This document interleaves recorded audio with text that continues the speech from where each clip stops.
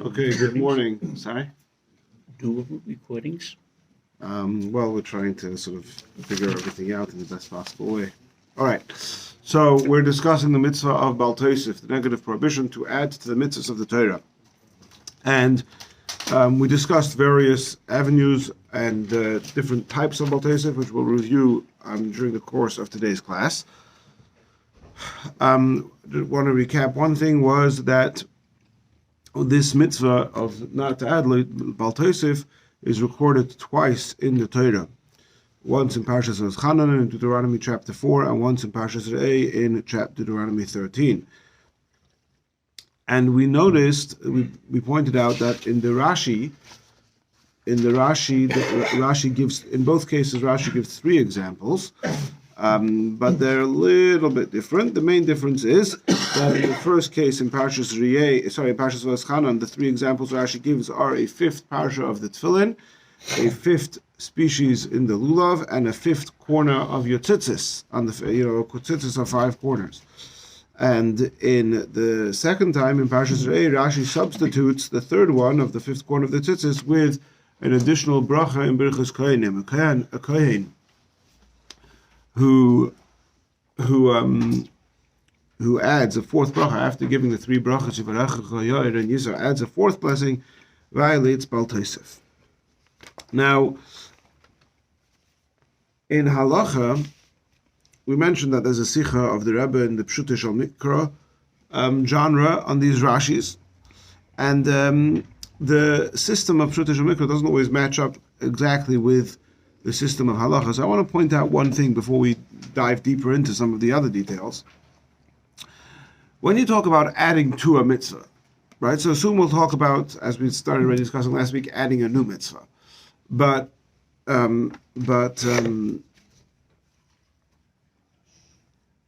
adding to an existing mitzvah, there's two ways to add something to an existing mitzvah, and in the framework of the poskim of the halacha, the difference would be whether you're interfering with the mitzvah or doing something separate. Hailu chudei kaimi is the language of the Gemara in Sanhedrin about this. So, for example, let's take the case where Rashi changes, right? You have the 5 tzitzis in Parshas Chanan, and he changes that with the fourth bracha in Birchas Kohanim in Parshas Re'eh.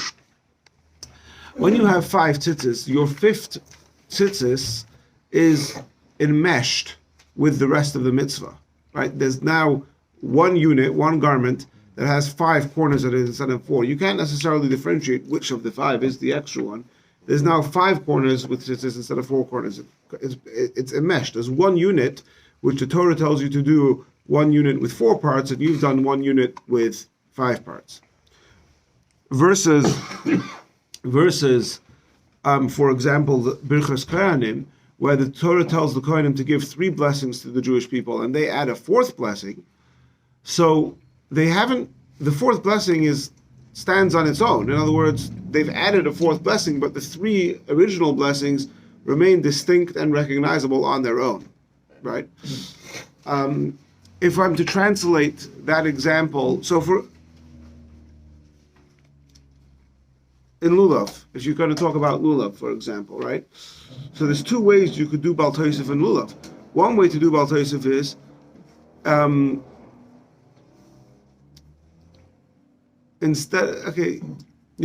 get back to lulav in a moment.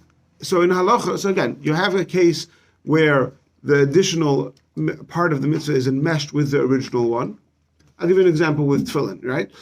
Tefillin, one way to do it is the Torah says to have 4 parshas, 4 paragraphs in the tefillin, and you add a 5th paragraph. That would be where you've enmeshed an additional thing into the original mitzvah. Or another way to do it is to wear 2 pairs of tefillin. Right? Now, I'm not talking about wearing Rashi and Rabbeinu Tam. We will hopefully touch on that today. But if somebody were to take 2 Rashi pairs of tefillin and put them both on simultaneously, so there he's done more mitzvah, right? But it's not enmeshed with the original one. Now, in halacha, there could be 2 differences in Bal Tosif. In both of those cases, halachically would violate Bal Tosif, but there are 2 differences. One difference is that when you've enmeshed your addition with the original mitzvah, not only do you violate Bal Tosif, but you've disqualified the mitzvah. So if a person were to wear a tzitzis with five tzitzis on, not only has he violated Bal Tosif, he's not fulfilling the mitzvah of tzitzis. The tzitzis are not kosher, right? Versus if you do something which is not enmeshed with the original, for example, if the Kohen goes up and duchans and then does a fourth bracha,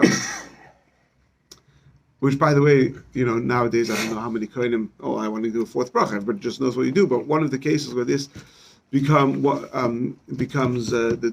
practically at least a discussion is when the Kohen finishes duchening and you go up to him and you say, Asher Koyach Kohen, and what does he say? Bruchim Tiyo, may you be blessed. So has the Kohen violated this mitzvah of Bal Tosif by saying Bruchim Tiyo? So that's a discussion in the Paskim. As you can imagine, the bottom line is no, because we do it.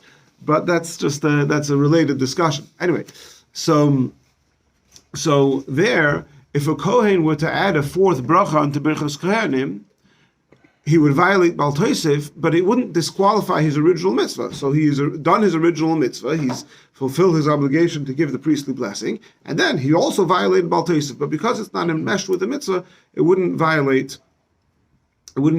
disqualify the original mitzvah. That's one difference between the two kinds of Bal Tosif and halacha. Another halachic difference is whether or not you would need kavanah. If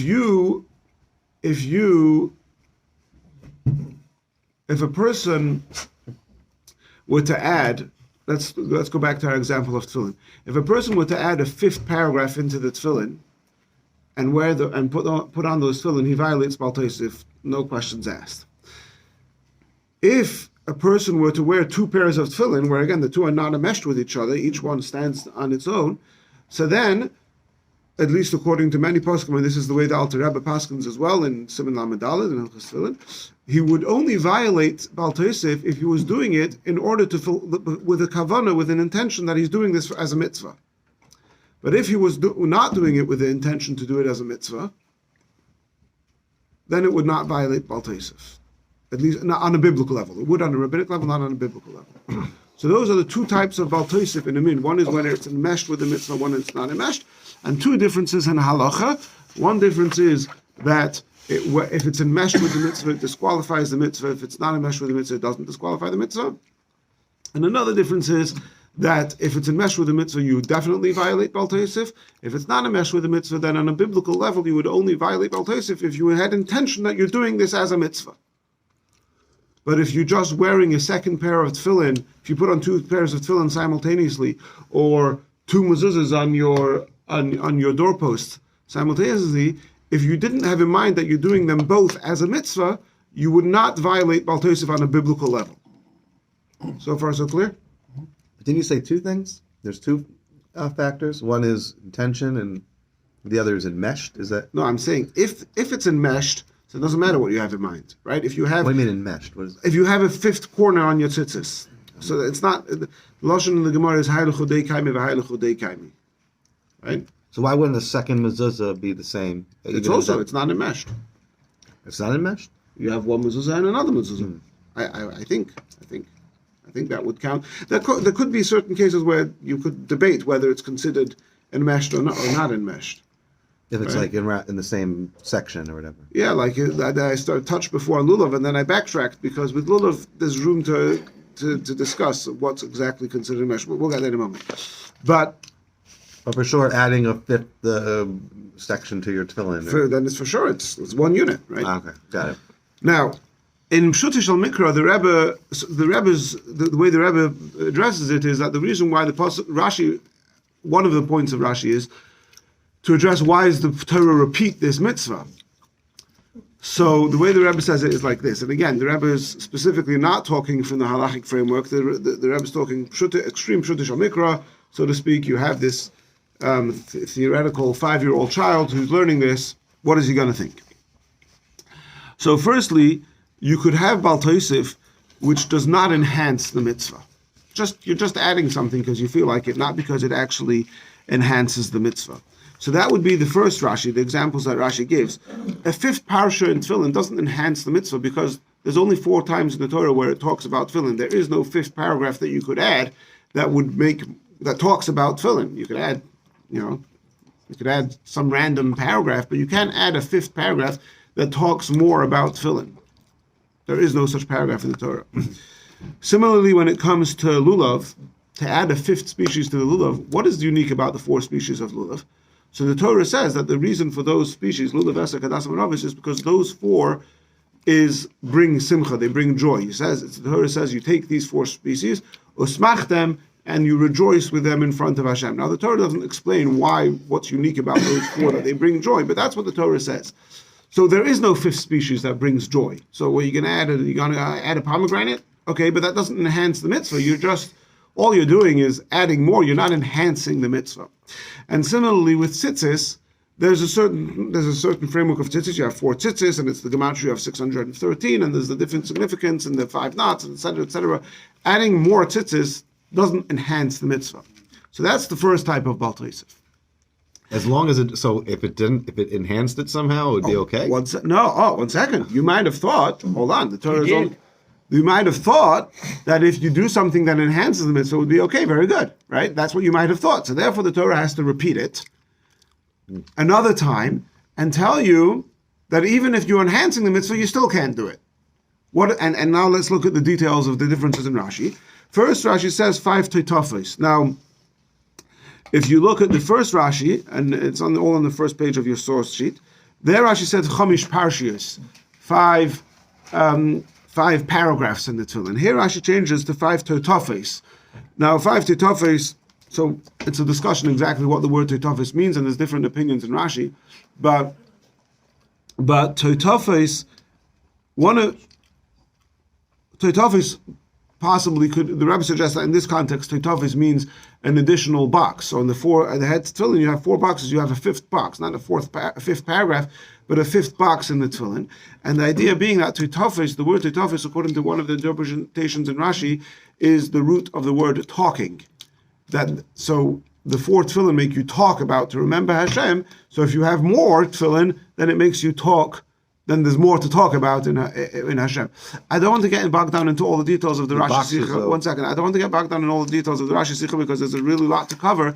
I just want to give you a glimpse of it so you see. It's interesting to see a glimpse of it. I'm not getting into all the details of it right now because there's just too much to cover. Then you have Chamisha Mina Belulav. So here the Rebbe makes an interesting suggestion. There's 2 ways you could add to the lulav. Originally, we were talking about adding a 5th species. So you add a pomegranate to your lulav. It doesn't add anything. But now, if you want to enhance the mitzvah, you could say, okay, well, if the lulav brings simcha, then 2 lulavs brings more simcha. So in the second time around, the Torah is telling you not only should you not add a pomegranate to the mitzvah, to the lulav, you shouldn't even add an additional lulav. Only 1 lulav. Don't think that by taking an additional lulav you're bringing more simcha. No, you may not add to the mitzvahs of the Torah. And then finally, and this is the most obvious one, Rashi excludes tzitzis and introduces birchas kohanim because there you're enhancing the mitzvah. The Torah tells me give blessing, I'm giving more blessing, right? So I'm enhancing the mitzvah. So that's the way the Rebbe understands the Pshat Mikra. Again, in that Sikha, the Rebbe adds quite a number of other small differences between the 2 Rashis and explain how they all fit into this theme. But one thing that's important to remember over there is that from a Pshutish Mikra perspective, there's no prohibition to introduce a new mitzvah. The only prohibition is to add to an existing mitzvah. But if you want to make a mitzvah to eat lox on Tuesdays, there's no prohibition. Why not? Well, we know that we've added mitzvahs. We've added Netilas Yadayim, we've added Purim, we've added Chanukah, right? Now, it's true that that poses a big problem, and the Mefarshim talk about, and we'll touch on it a little bit, the Mefarshim talk about how is it okay to add new mitzvahs, how could Chazal add Purim, how could they add Netilas Yadayim, etc. But whatever answers you're going to come up with, the Rebbe makes the argument, don't fit with Pshutei Shel Mikra. They're not obvious to the 5-year-old. And so as far as the 5-year-old is concerned, and that's why Rashi takes this approach in his commentary, there is no prohibition to introduce a new mitzvah. The prohibition of Bal Tosif is only to add to an existing mitzvah. Okay, so now we're done with the Pshutei Shel Mikra side of things, and we're going to go back to the halacha.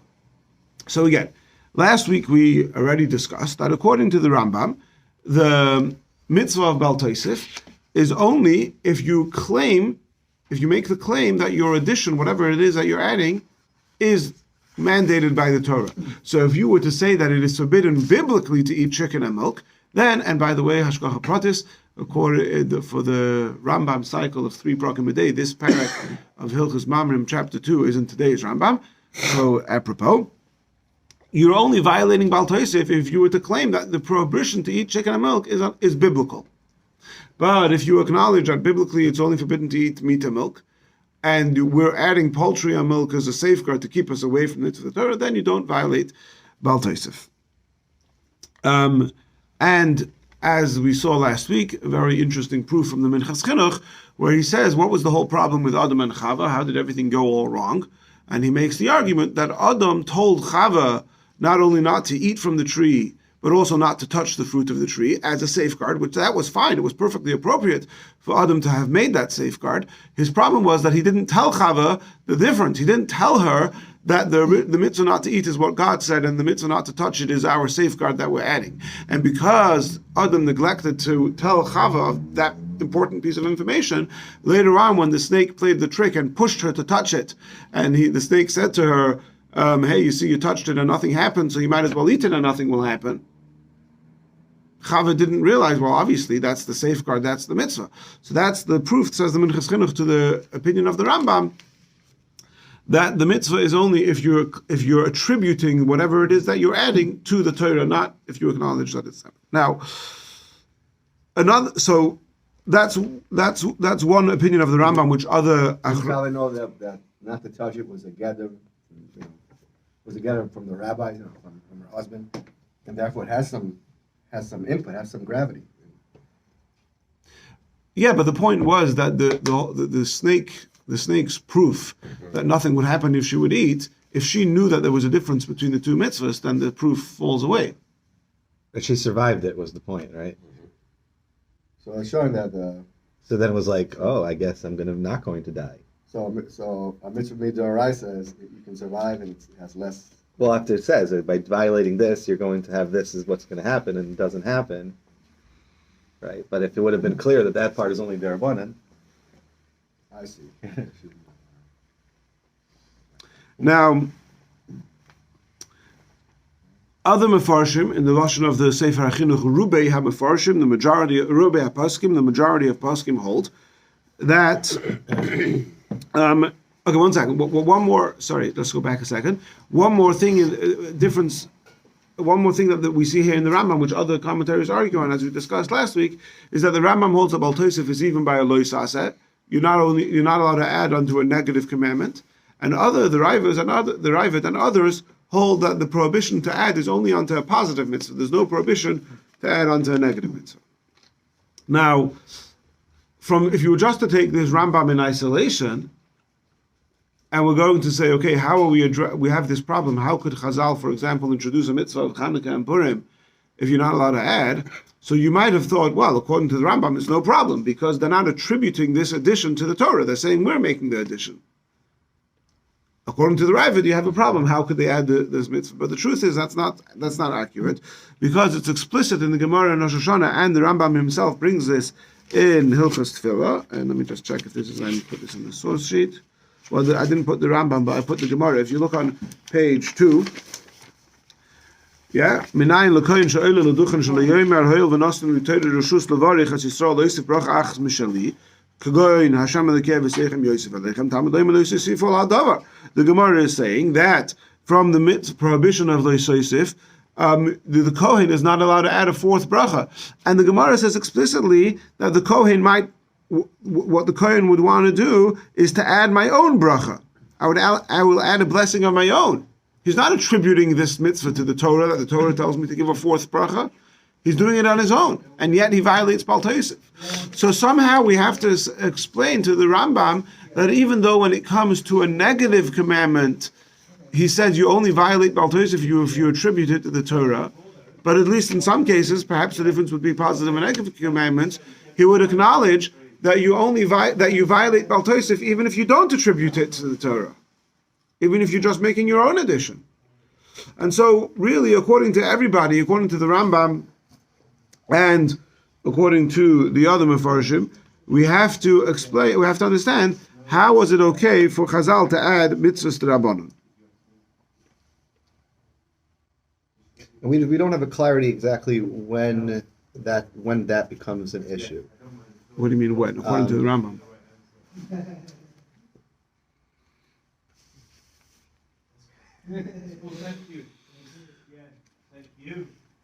Let me think of it. Okay, so now, so in order to understand this, how could Chazal add mitzvahs? And by the way, I should add that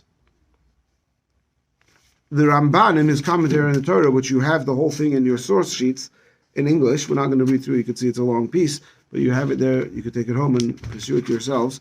But page 2 and 3 in your source sheets. The Ramban in his commentary on the Torah says very clearly, not like Rashi, he says that there is a prohibition to create your own new mitzvahs. Right? So how do Chazal add mitzvahs? So in the Sefer HaChinuch he said, and we saw this last week, that the reason for the prohibition to add mitzvahs is because you if you add to a mitzvah, if you add a new mitzvah, you're kind of indicating that the Torah that God gave us was not complete. I think God gave us something, okay, but I think I could do better than Him, right? Says the Minchas Chinuch, that only applies if you either add to an existing mitzvah or you create a new mitzvah just to, eat lox on Tuesdays. If you think that's a good idea, why didn't God think it's a good idea? But something like Hanukkah and Purim, those are coming to commemorate events that happened later. So you're not displaying a disregard or a disrespect for the wholesomeness of Hashem's Torah by adding a mitzvah to commemorate something that happened later. So that's one explanation to explain some of the mitzvahs, and also. One moment. Also, yeah.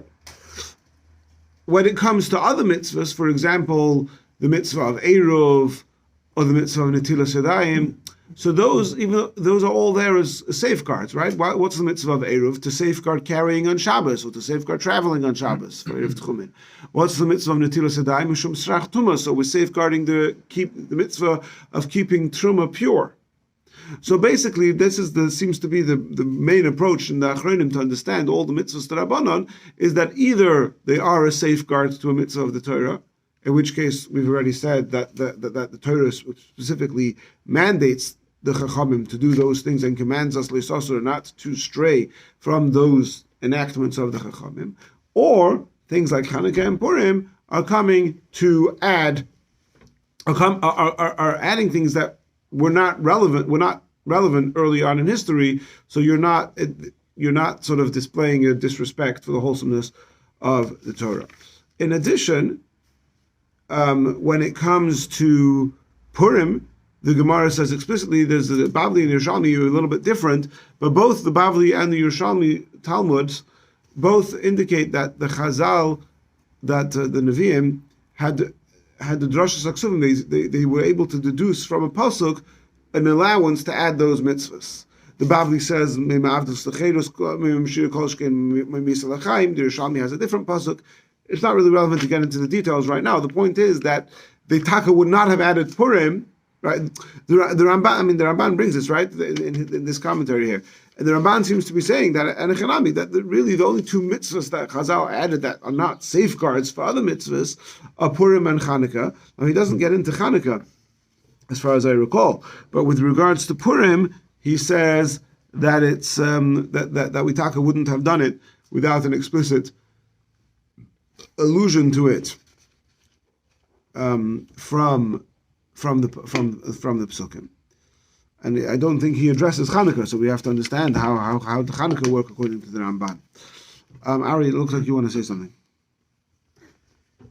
Yeah, I was just like as an analogy. If we decided to add a Yom Tov or something like that, like a Yom, some kind of Chag, in commemoration of something that went on during the times leading up to coming into Eretz Yisrael. So let's say we decided we're going to have like Monday or something, not the day Monday, but like commemorating the month or something. Right. Now we're going to say Hallel that day, and we're going to if the Torah did not tell you to celebrate that day, then that would be in some way giving off the impression that you're not satisfied with the Yom Tovim that Hashem gave us. Mm-hmm. Right. That's Right.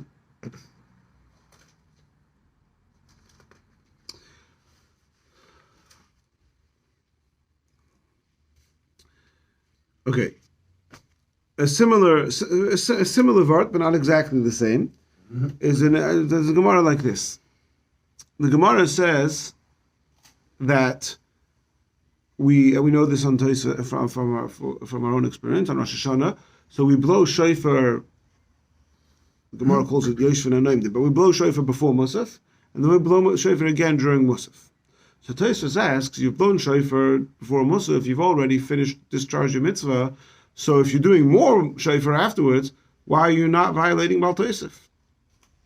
Says Tosfos, you're not over Bal Tosif if you do a mitzvah twice. Right? If you do more mitzvah, if you add a second pair of tefillin, if you add a fifth species in the lulav, you're over Bal Tosif. But to bring a mitzvah twice, you do the same mitzvah twice, says Tosfos you're not over Bal Tosif, and that's why it's okay to blow shofar twice. Not so pashut, we'll see soon. Says the Rashba, one second. Says the Rashba, ask your question now. What's the question?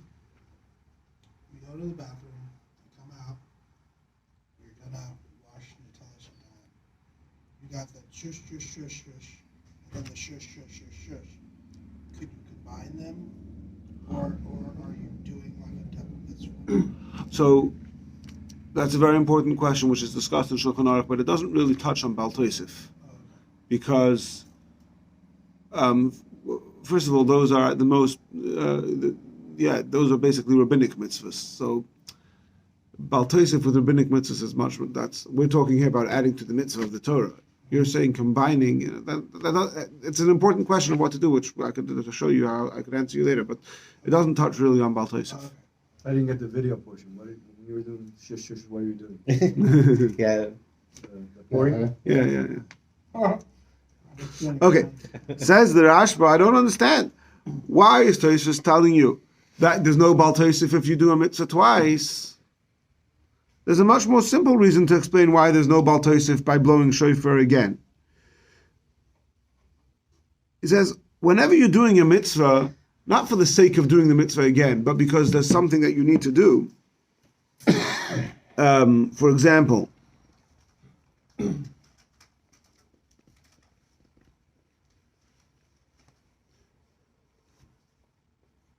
let me read this inside. If a kohen adds a fourth bracha, then that's Bal Tosif. If a person sleeps in the sukkah on the day after Sukkot, on the 8th day, which in Israel.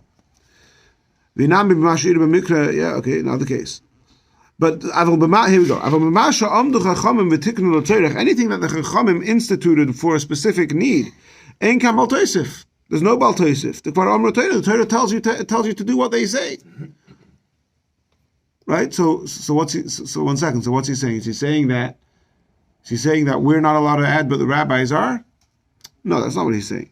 He's saying that when the rabbis see a need to add something, then that's when the Torah mandates us to add. Well, that's when you are supposed to add. When are you not supposed to add? When there's no need. And therefore, he says, we do sit in the sukkah on the 8th day of Sukkot because Chazal said there's a need because of Sveika D'Yoma. And even though nowadays there's no Sveika D'Yoma, we still sit in the sukkah on Shmini Atzeres because Chazal saw the need. The same is true with Bal Tigra, not taking away the mitzvahs of the Torah. The Torah says you're not allowed to take away mitzvahs of the Torah, and Chazal do. Chazal say don't blow shofar on Rosh Hashanah if it falls on Shabbos. Why is it not Bal Tigra? Because the same Torah that tells you don't add and don't take away tells you that Chazal are instructed, that the sages, when they see a need, they're instructed them to add and to make those decrees, and we're instructed to keep what they say. Therefore, he says, you know why there's no problem to blow shofar twice? Because they saw, as the Gemara explains, the reason a need to blow shofar before and Yoshvin and Oimdin, before Musaf and during Musaf. So because of that need, there's no Bal Tosif. So you don't have a proof. Maybe there is Bal Tosif if you do a mitzvah twice. Stamazoi. Yeah? If you shake lulav and then you shake lulav again, maybe there's Bal Tosif. It's probably not a very good example because lulav is other reasons to do more. But whatever I can think right now of another mitzvah, right? Maybe there is, maybe there isn't. I don't know. The Rashba is not going into that. The Rashba is just saying that the fact that we blow shofar in the twice doesn't teach you that there's no Bal Tosif for doing a mitzvah twice. It teaches you that there's no Bal Tosif if the Chazal saw a need to tell you to do it twice. Says the Pnei Yeshua, no. Hold on a second. He says, when Chazal, and here the Pnei Yeshua is kind of saying similar to what we said before from the Minchas Chinuch. The Hach Milsa de L'Shayach Bal Tosif B'Takonos Chachamim. This is how we say that when the Chachamim institute something, there's no Bal Tosif. That's not a blanket heter that's not a blanket allowance for Chazal to just add whatever they want to add because they saw a need. No, if there would have been a need, the Torah would have told you to do that. That could apply Chazal's allowance, and not just allowance, their mandate to add things when they see a need applies in two categories. Either when they're making something as a geder ishag, they're making a safeguard, which they institute based on the need that they observe, which depends on the stature of the community. So whereas it could have been that once upon a time, if we indulged in poultry or milk, there was no risk that we would come to indulge in meat and milk. Once Chazal saw that we were less, spiritual or religious or careful, whatever exactly they saw, they realized that if people are going to have chicken and milk, they're going to come and have meat and milk. So now they had to put that in place. So there's a change over here. Originally, this was not a necessary safeguard, and now the new reality, whether the new reality is the stature of the people or the new reality is the way of the world, whatever as the world evolves and changes.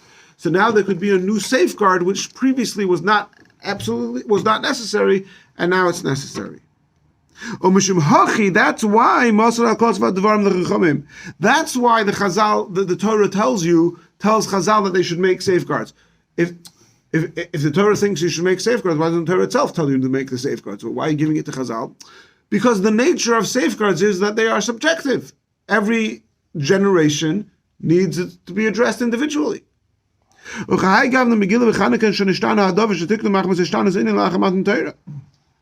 The same is true with Chanukah and Purim, which are not as safeguards, but it's very obvious that Chanukah and Purim are coming to commemorate events that happened after Matan Torah. So obviously the Torah couldn't tell you to do Chanukah and Purim. The Greeks and the Hellenists and Haman and Achashverosh hadn't yet happened. One moment. Whereas when it comes to blowing shofar twice, the Masik read the time of Kedei La'arav HaSatan, which the main reason in the Gemara is that the reason we blow shofar twice is to confuse the Satan. Whatever that means, we're not getting into that. That notion of confusing the Satan, that phenomena, is just as would have been just as applicable in the times of Matan Torah as it is today. So therefore, Bal Tosif does apply to blowing the shofar twice. So therefore, Tosif has to come along and say, you see from here that you don't violate Bal Tosif when you do a mitzvah twice. Because blowing shofar twice is intrinsically different than Chanukah and Purim and safeguards that Chazal made. Because safeguards that Chazal made are generation specific, and Chanukah and Purim are inherently generation specific, because you couldn't have instituted to commemorate the miracle of Purim before the miracle of Purim happened. Which, by the way, this svara is also the allowance to somewhat of a controversial topic about communities adding their own Yomim Tovim, Purim Saragosa, and other things that happened later. There's a difference between them. But, one second, but when it comes to blowing shofar twice, which there's no more reason to do it in 2000, in the year 5782, as there was in the year Tov Memches 2448, in the year of the giving of the Torah, so then that's something which Chazal have no right to add. Elamai says, from here you have proof that there's no Bal Tosif if you do a mitzvah twice. Follow? Wait, say that again? That last I part? missed the last line too. If the question, blowing shofar twice is not something that is generation specific. There's no more reason or less reason to do it 100 years or 1,000 years after the giving of the Torah as there was when Hashem gave us the Torah. So therefore Chazal don't have a right to add. So the fact that they did add it teaches us that it's not a problem to do a mitzvah twice. It's only a problem to add to a mitzvah. But to do a mitzvah twice, says Tosif, that's not Bal Tosif. The Pnei Yeshua makes this point? Or Yes. Yeah. Because he asked on Tosfos, but then that's the answer. I think I have it too. No, you don't have it. Okay. Dan, you wanted to say something? No, I take back. Everybody follow? Can we? I don't want to move. Bill, you're not convinced. No, I'm not convinced. I'm just maybe not totally following it, but go on. When was it instituted to do more than 30 toilets? When was it? At Sinai? When? No, Chazal. To confuse the Satan. When When the In Satan the figured times it of- out, when did we start doing that? What? when the Satan figured it out, you needed to confuse him. You're saying maybe he wouldn't have been confused. He Okay. forgets every single year. Mhm. Okay, let's move on. The point is that there is no more reason later in history to have this concept of blowing shofar at two different times, one before Musaf and one during Musaf, because theoretically the whole idea of confusing the Satan should always be the case. Every Rosh Hashanah we should do that. So therefore, why did they do it? Why did they do it? So it why must do it from the year 20, What? Why not do it from 2448? Why not do it from the right. So there should have been always a reason to do it. Now, it's a bit of circular reasoning, because if the reason is to confuse the Satan, well, if the Torah would mandate you to do it, then that would be the mitzvah. It wouldn't confuse the Satan. The whole confusing the Satan is because you're doing more than what the mitzvah is. Right. But it's circular reasoning. But the point is that the Pnei Yeshua is arguing, again, forget, just So they shouldn't I want to together. summarize the relevant point, because I think what we said might have been a bit too complicated for some people to follow. The point is that we're asking here a fundamental question. How could Chazal add Purim, Chanukah, and so many other things that they added that the Torah tells you not to add? So the answer is, or a answer is, that they're adding things either that are coming to safeguard the Torah, which is what they're mandated to do, to safeguard the Torah, or they're adding things that weren't applicable previously. The Torah couldn't have given, if you're making a mitzvah to eat lox on Tuesdays, well, if that was a good idea, God should have said to do it. And if God didn't say to do it, it means it's not a good idea. But you can't say that if God didn't tell you to commemorate Purim, it's not a good idea. You know why God didn't tell you to commemorate Purim? Because the story hadn't happened yet. So there's no mitzvah, there's no violation of Bal Tosif. Yes. But God knew the Purim was going to happen. Yeah, So he but could have said, when this event happens, this is what you should do about it. So it's a mitzvah to do it after the event has happened. okay. So he did say could when you come you up go with in- it? Well, There You might be come up- psukim like that, well, that there is. When you imply go into Israel, praise you gotta Hashem. keep all the Praise all the. I'm saying laws there's and probably fields. countless psukim saying praise Hashem and commemorate the events that he saved you from trouble and all that stuff. I mean, I'm not an expert in all of Torah. First- so Right I'm- there. I could give you two opposite answers. One answer is God doesn't do that. God's not going to tell us the future. Otherwise, I mean, yes, He tells us what to do when we get into Israel, because that's what He's telling us. But imagine if when the whole thing of Haman would have happened, we would have just been, God said this was going to happen, and He said it was going to end well. So let's sit back and relax. no right? worry. The whole right. That's the contradictory answer to that is, which I already mentioned before from the Ramban, and we didn't see it inside. But again, take the paper home and pursue it. The Torah does allude to Purim. the Chazal were able to find a source for Purim for Purim specifically in the Torah. Only afterwards, though. What? I know if you asked that. No, it's too much for right now. I'll just add, before we move on, I'll add one more thing that Alter Rebbe says in Tanya in Egeres HaKodesh Shimon Chav Tes. He doesn't explain sort of exactly how this works, but he says that Chazal's mitzvahs are not new. In talking he's talking there about the mystical significance of mitzvahs, and he explains, how there's exactly a certain number of mitzvahs. He says the Chazal's mitzvahs, the mitzvahs d'Rabbanan, are not. They're not. They're not more mitzvahs. They're offshoots. They're anofim. They're offshoots of the existing mitzvahs. He doesn't explain exactly why and how that works, but again, the Rebbe is, we can add. We can, but there. It makes sense. Also, Papashas, what it means. Every mitzvah d'Rabbanan is either a safeguard. In other words, you have the mitzvah to make an eruv as a safeguard for carrying on Shabbos, or you have something like Purim, which, like Ari said, it's an offshoot of the mitzvah to praise Hashem or to love Hashem. So there's nothing new under the sun. It's all fitting within the framework of things. Okay. And so the Chazal are not basing everything they say on made up concepts. They're basing it on the values they've picked up from the Torah. Right. Hashem was the starting point. No, but that still is a. I mean, what if I think that the values of the Torah mandate that we should, celebrate Yom Tov for the falling of the mud, right? No. Not with you. You can't. Right, no, but then that would be clear because if Hashem didn't say that. Right. Okay. But then as things unfold, that's clear, right? That's what Hashem wants from you, to not just ignore it. Right. And do a little bit more than, I don't know, eat like a food or something. I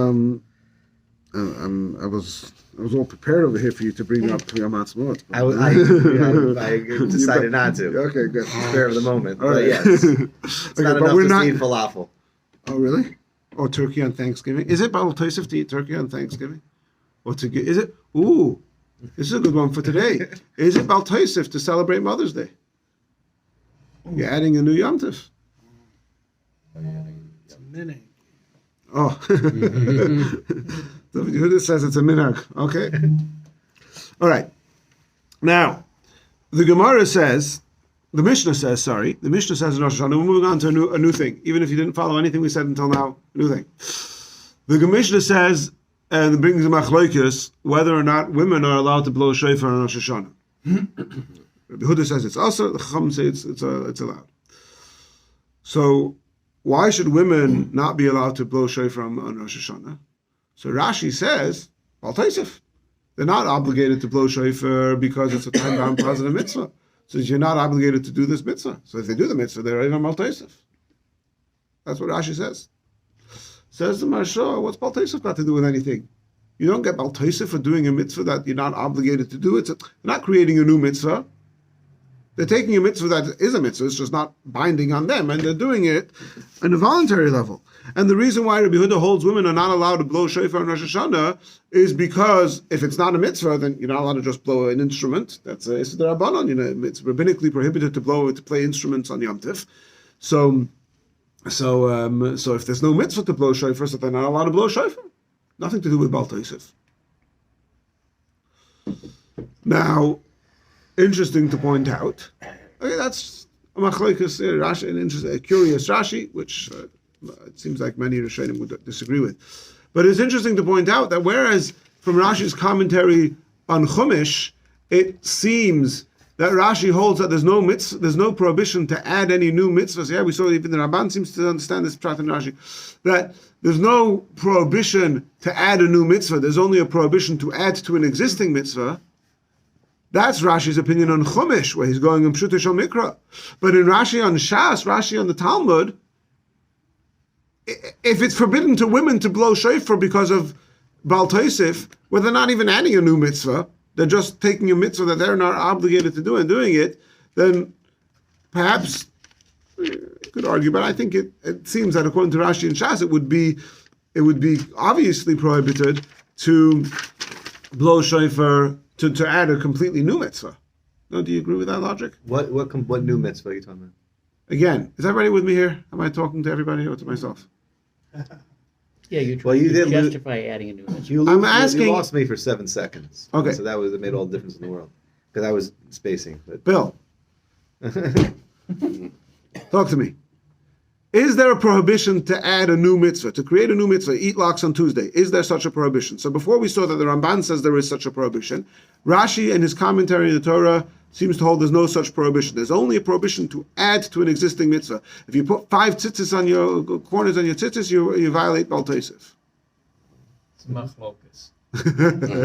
So if you have a 5-corner Hold on, garden- I'm talking. wait a minute. No. I'm talking to Bill now. Don't interrupt us. Right now, that's so far. So you with me? Yeah, right. Yeah. Again, nothing. Is there a mitzvah? Is there a prohibition to create a new mitzvah? Now here Rashi has put forth the idea that for a woman to blow shofar on Rosh Hashanah, for a woman to do a mitzvah that she's not obligated to do, is Bal Tosif. So, What does Rashi know? taking that into account, what do you think he would say about creating a new mitzvah? Is a woman blowing shofar on Rosh Hashanah the same as creating a new mitzvah, or is it the same as adding a detail to an existing mitzvah? Well, she's required to listen, right? At least to the first. No, I thought it was the first 30 or something. That's what we do in practice.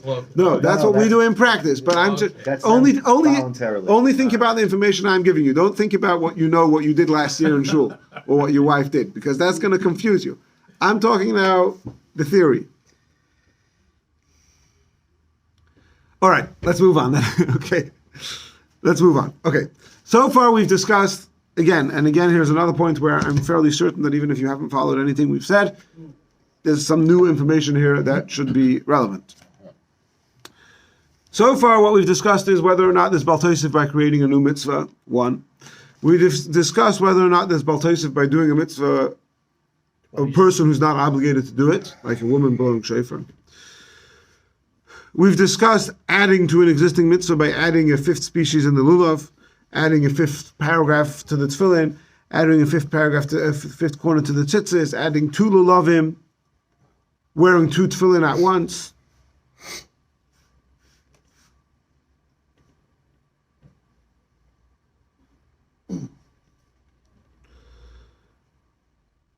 We've also mentioned Tosfos, who says that there's no Bal Tosif if you do a mitzvah twice. It's not clear whether that's agreeable to everybody. The Rif certainly holds that there's Bal Tosif if you bring 2 carbon tamid. If you bring the daily carbon in the Beis HaMikdash, if you bring it twice, you over Bal Tosif, and that has practical ramifications to davening twice. You're not allowed to daven twice, unless you have in mind that the second one is voluntary. But if you can't daven twice as an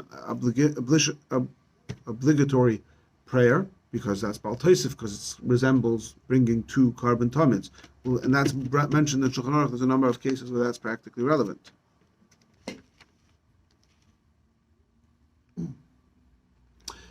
But there are cases where there's strictly speaking no Bal Tosif, or at least no Bal Tosif min HaTorah, and yet we don't do it because it's also midrabanan, or because it looks like Bal Tosif. And that's, for example, the example we started out with a few weeks ago, where we first mentioned it, putting a mezuzah on 2 sides of the door. Putting a mezuzah on 2 sides of the door, there's no Bal Tosif, because let's say you can't determine which, if I'm coming from here to there or there to here, so I don't know which side is the right of the door. So you might say, you know what, I'll put a mezuzah on both sides, and this way, if this is the right side, then that's the mezuzah. If that's the right side, then that's the mezuzah.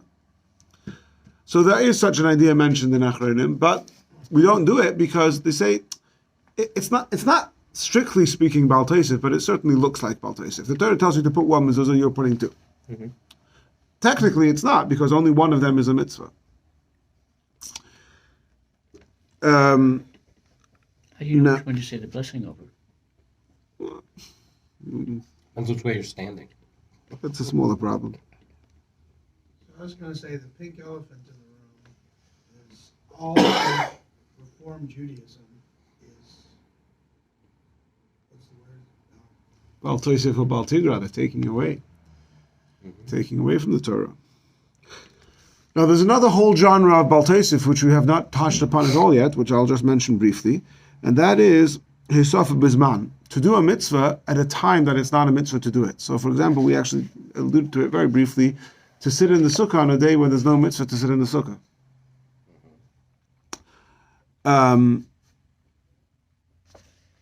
And there, the halacha is that it's only Bal Tosif if you have in mind to do. There, everybody agrees that it's only Bal Tosif if you have in mind to do it as a mitzvah.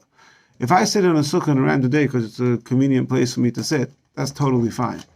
But if I sit in the sukkah today with the intention of doing the mitzvah of sukkah, that's Bal Tosif. Right? If it's not in the time of the mitzvah, then you violate Bal Tosif if you do it with the intention to do it for a mitzvah. By the way, a few months ago, before Purim, we did a class about doing Purim the next day. Well, it's not the time of the mitzvah, so to read Megillah when it's not Purim, is that Bal Tosif? You're learning it, no? But if you're doing it l'shem mitzvah, if you have a legitimate safek, if you have a legitimate doubt, so we're going to see soon that it's clear that if you're doing a mitzvah as a doubt to cover your bases because you don't know for sure, then there's for sure no Bal Tosif. But there are places, for example, we discussed last year or 2 years ago when we did the class on reading the Megillah in the local language. We mentioned that there were communities that had a custom to read the Megillah in Spanish the day after Purim. I don't know, I'm just theorizing, and I didn't research this at all, but maybe the reason they did it in Spanish was because they don't want to do the Megillah again. You do the mitzvah again, it's Bal Tosif, yeah? Or at least it looks like Bal Tosif. You do it in Spanish just to celebrate Rosh Hashanah Purim, it's nice. Some people who had COVID in the hospital and they got out, they weren't conscious, and Pesach Sheni they did the same.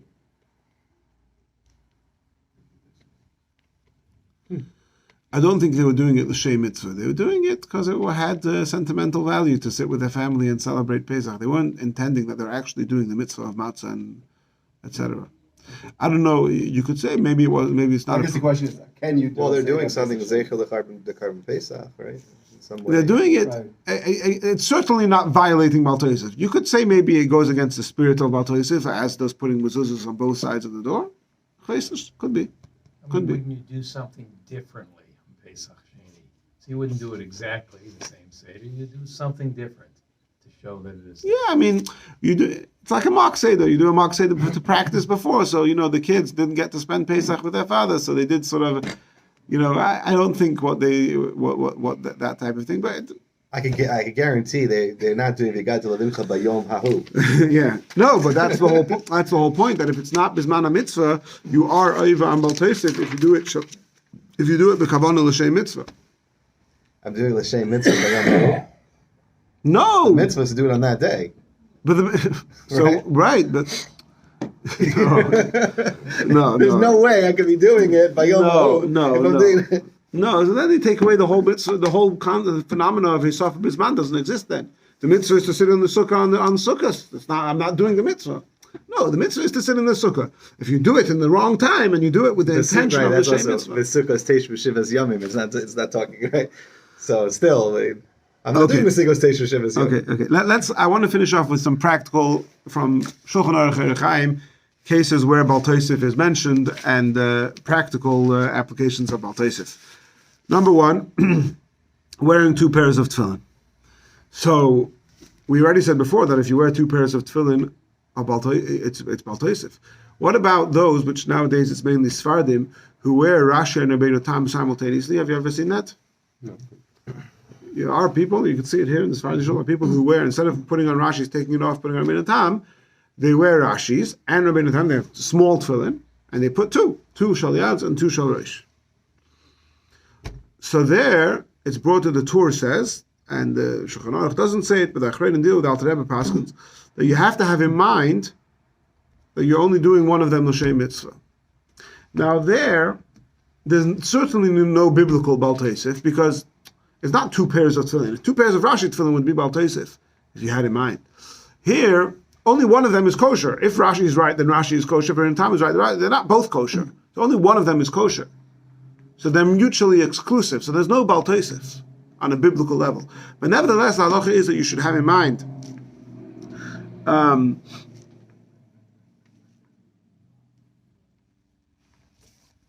one second.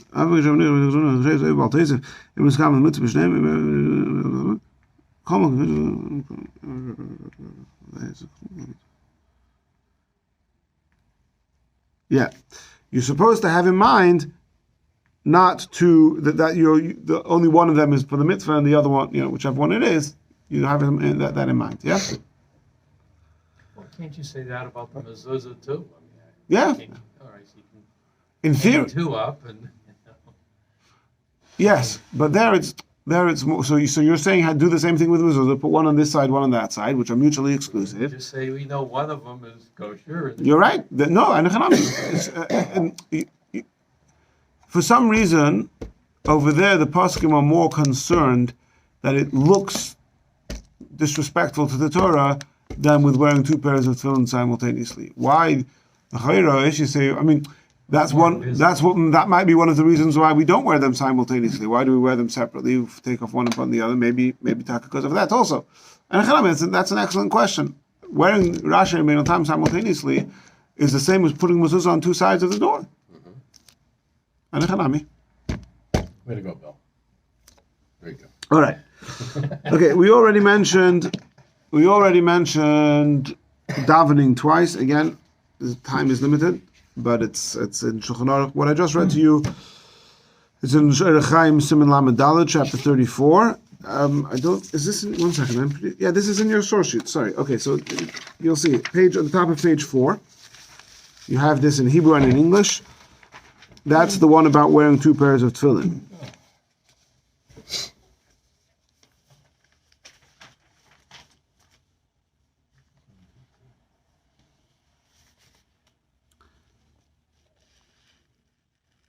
The Alter Rebbe seems to be watering it down a bit. Over there, he's saying that if you don't have in mind, you don't need to explicitly have in mind the Tanai. It seems according to the Alter Rebbe, because it's obvious that you're doing one for them. You're doing two because there's machlokas. All right. Anyway, let's move on. I'm going to skip again. You can take these source sheets home and review all the other cases, but I want to go to page 5, in the middle of page 5. Where there it talks about wearing tefillin on Chol HaMoed, and there the Alter Rebbe. So our custom is not to wear tefillin on Chol HaMoed, but the Alter Rebbe says that even those who do wear tefillin on Chol HaMoed, there's no concern of Bal Tosif, because why are they wearing tefillin? Because it's a suffix, it's a machlokas. So again, the Alter Rebbe is here putting down the principle that anytime you're doing something as a suffix, there's no Bal Tosif. Okay. Now move on to page 6. There's no worry of taking away a mitzvah? Why are you taking away? By not putting on tefillin? Because our meaning not to put on tefillin is because we paskin that it's not a suffix. We paskin that you don't have to wear tefillin. Yeah. We're replacing the mitzvah with the rice to put on tefillin. Yeah. We're replacing that with something that's less than the mitzvah with the rice. We're not putting on tefillin just because it's Chol HaMoed. Saying why we're not machmir to put on tefillin. Yeah. So the reason why we're not machmir to put on tefillin is because even though there's no Bal Tosif, but it's disrespectful to Chol HaMoed to put on tefillin, like it would be disrespectful to Shabbos to put on tefillin on Shabbos, and especially so al pi Kabbalah, where it's very, very strict not to put on tefillin on Chol HaMoed. We're still not doing a mitzvah from the Torah. Okay, let's I'm wondering why a mitzvah from the Torah is displaced by Kabbalah not to put on. It's not displaced by Kabbalah. It's al pi nigla. We paskin that al pi nigla, al pi halacha. We take on the psak of the poskim that you don't have to wear tefillin on Chol HaMoed. That Chol HaMoed is like Yom Tov. There's no Zman tefillin. There's numerous things in your everyday life that there's according to some shittas there's a mitzvah deraisa to do it one way, and we do it a different way because we don't paskin that way.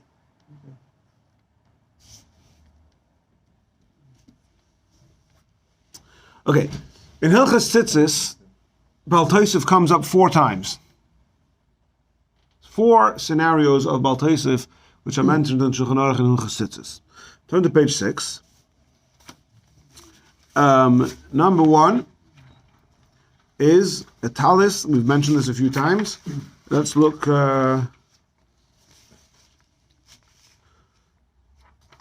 Let's look at. If you look at page 6, the paragraph which starts with the number 2. It's about in the middle of the page. Since a garment with 5 or more corners was included in the command only because within such a number there are 4 corners, right? So if you have a garment with 5 corners, you need to put tzitzis on 4 of those corners. We can conclude that we are not required to attach tzitzis to all the corners, such as the talis, but only to 4 of them. Indeed, if one transgresses and attaches tzitzis to 5 corners, he thereby violates the prohibition against adding to the Torah's commandments. So that's the first type of Bal Tosif, is if you add, we've discussed this a number of times, if you add a 5th corner of tzitzis, a 5th tzitzis. Then in Sif 14 Yud Daled of that same chapter, there's another scenario. If a person attaches 2 tzitzis to 1 corner of a talis, he invalidates it, for he has violated the prohibition against adding to the Torah's commandments. That's 2. That's 2. So there, you've put only 4 corners, but you've put 2 sets of strands on 1 corner. Number 3 is in the following chapter, the bottom of page 6. When the tcheles was available, turn to page 7.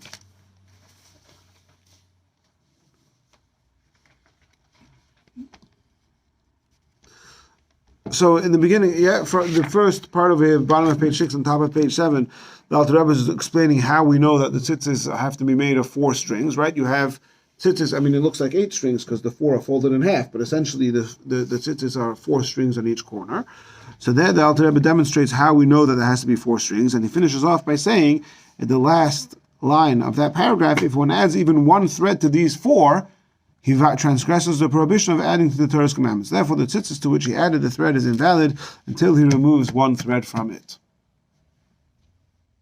Right? If you put on one again. So far we've spoken 3 types of Bal Tosif by tzitzis. One is adding a 5th corner. One is putting 2 sets of strands on 1 corner, and one is within 1 set of strands having 5 strings instead of 4 strings. Those are 3 types of Bal Tosif. Now, all of those 3 types of Bal Tosif fall into the category of Bal Tosif b'min, not adding to the species of the mitzvah, not taking an extra lulav, not wearing 2 pairs of Twillion, etc. Now, the 4th one is the most relevant one, is, sort of practically, is Hisofa Bizman. Wearing tzitzis when it's not the time to wear tzitzis. Just like you're not allowed to sit in the sukkah today, l'shem mitzvah, you're not allowed to go to the sukkah today and say, I'm going now to fulfill the mitzvah of sukkah on the 7th day of Iyar. That would be Bal Tosif, if you have in mind that you're doing it for the mitzvah. So what about wearing tzitzis when it's not the time to wear tzitzis? When is it not the time to wear tzitzis? Night. Right? There's no mitzvah to wear. Well, it depends who you ask. One second. Why do women not wear tzitzis, for example? Because there's a time-bound positive mitzvah, right? We have this principle. Any positive mitzvah that's time-bound, women are exempt from. That's why women don't have to hear shofar, strictly speaking. Because it's a time-bound mitzvah. It's only once a year, twice a year. Women don't have to wear tzitzis because it's a time-bound positive mitzvah. It only applies during the day. It doesn't apply during the night. It's a time bound for the day, but it's not prohibition to wear it at night for men. Why not? Because there is no prohibition. It says Why not? Bal Tosif. Teresa must say so. It's daytime. Doesn't mean that. There's no mitzvah. Therefore, do not wear them at night. Maybe. That's Bal Tosif. The Torah doesn't say don't sit in the sukkah on the 7th of Iyar. It just says sit in the sukkah on the days of Sukkot, and therefore if you sit on the next day, you're even Bal Tosif. So how is that different than wearing tzitzis by night? Oh, doesn't it come down? Tension. What people think. Bob, what do you think? Tension. Oh, so you're saying if you put on the tzitzis with the intention to do the mitzvah of tzitzis, then you're even Bal Tosif. But if you put on the tzitzis just because you're cold in your bedroom and you need a warm wall thing, then... So let me ask you a question. When you wear your tzitzis at night, are you doing that for the mitzvah or are you doing it because it's comfy? Mitzvah. I'm doing it for the mitzvah. Okay, so in order to address this question, it's already 10 o'clock, but hopefully you can bear with another 3 minutes, a few minutes.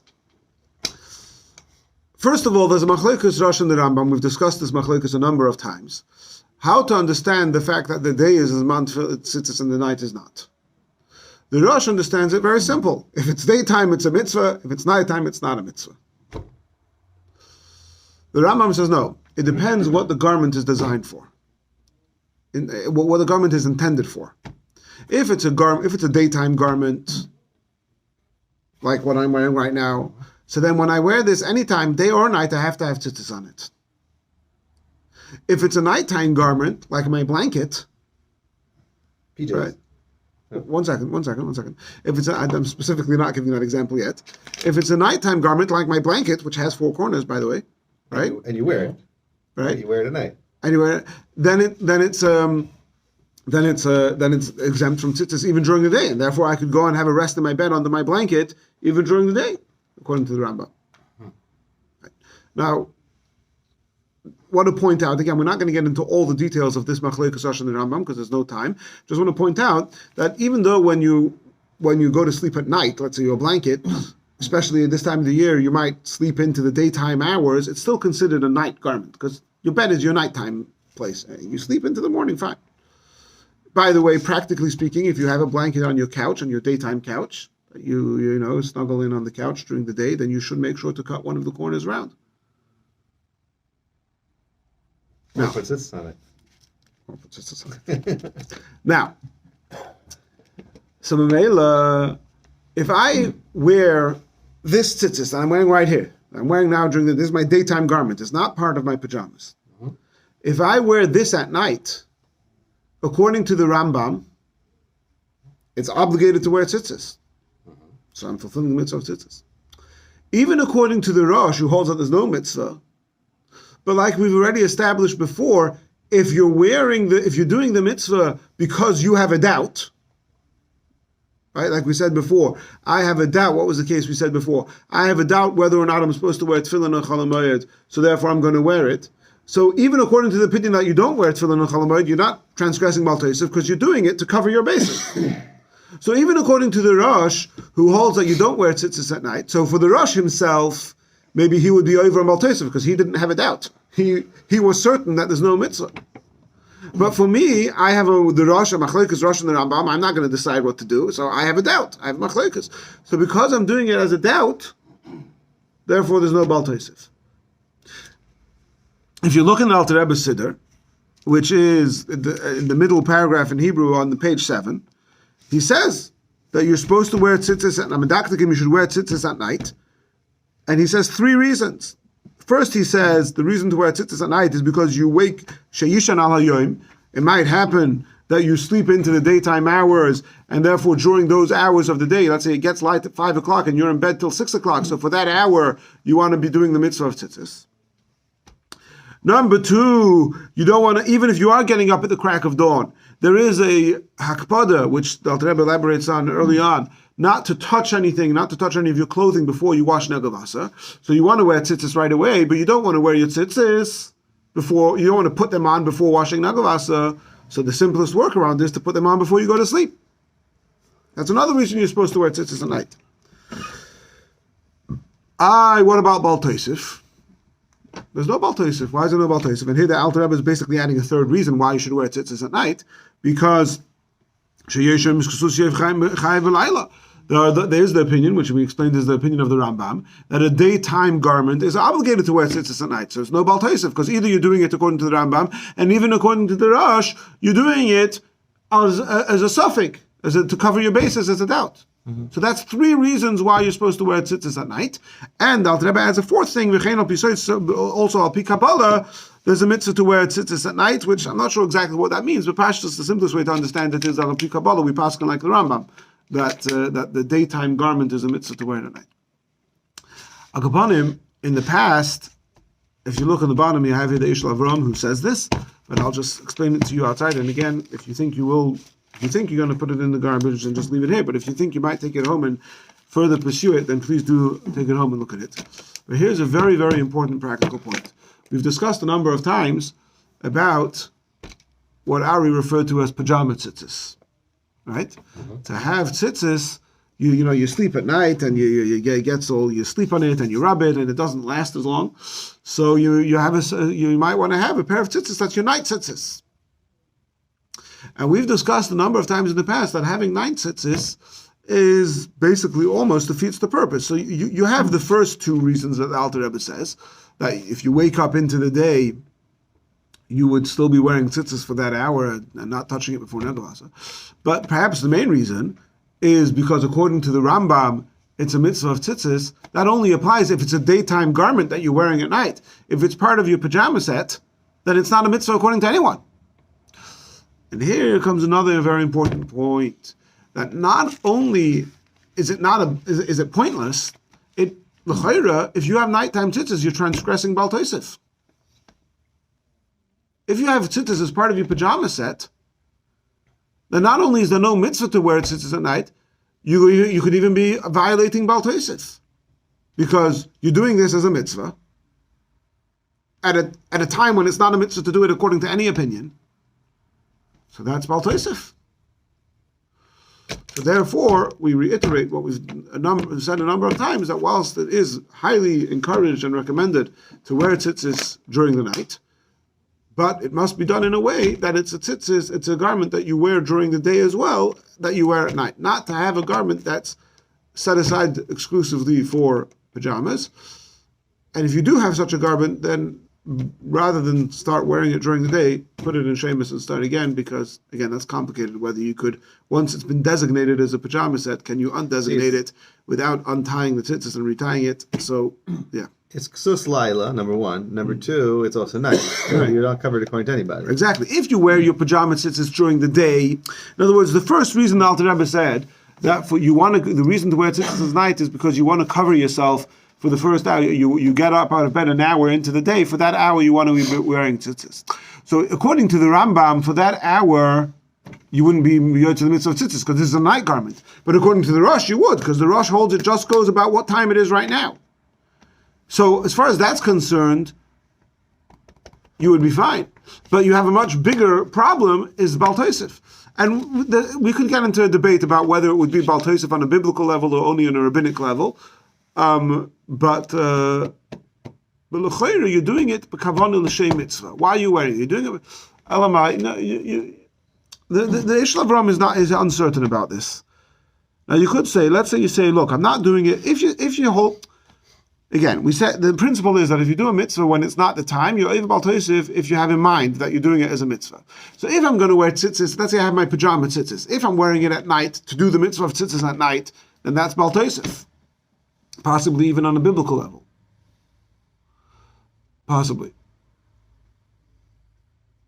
There could be two avenues out over here. Either you could say that the night is man tzitzis, because according to the Rambam you have to wear tzitzis now if it's the daytime. Because according to the Rambam you have to wear tzitzis now if it's a garment that's designated for the daytime. Therefore, it is man tzitzis. And therefore, you're not if it is man tzitzis, you don't need kavana. That would be worse. No, that would make it worse. I'm just figuring this out as I say it. Yeah, that would make it worse because if it is man tzitzis, then you don't even need kavana. So if it is man tzitzis, then you don't need kavana is worse. If it's not man tzitzis, you have kavana. If you're putting on the tzitzis not because you want to do the mitzvah while you're sleeping in bed the whole night, you're putting it on only because you want that hour of the morning to be covered while you're still sleeping. So then, perhaps there's room to say that it's not Bal Tosif. Certainly, Al Kapanim, it wouldn't be Bal Tosif midiraisa because it's not the same mitzvah, but it would still be nirakum. It would still be Bal Tosif midirabanan. Midirabanan. Because even if you're not miskaben the same mitzvah, no, if it's shaloi bizman a mitzvah, if it's not during the time of the mitzvah, you're not doing a kavanah. Yeah, no. So then it would be mutter l'chayru. Yeah, it could be that if you're not wearing it because you want to wear tzitzis by night, you're doing it because you want to be covered for that hour into the morning, then you could make an argument that's not Bal Tosif. But Pashtas, certainly a main reason why we wear tzitzis is because we want to be doing the mitzvah. But if you're not doing the mitzvah, then, yeah, come on, there's certainly a strong argument to be made that if you wear pajama tzitzis at night, it's a violation of Bal Tosif, and therefore you should be careful not to do that.